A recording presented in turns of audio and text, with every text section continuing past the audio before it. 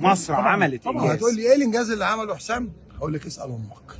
اكره حسام زي ما انت عايز، يعني خلي قلبك كله غل.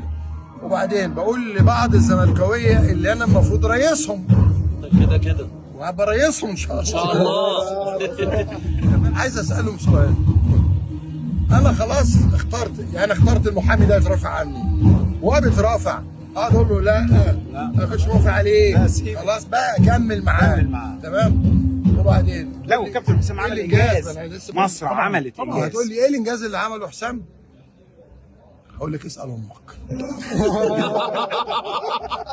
هقول لك ليه بقى اسال امك؟ لان امك كانت بتسهر بالليل تتفرج على منتخب مصر، تمام؟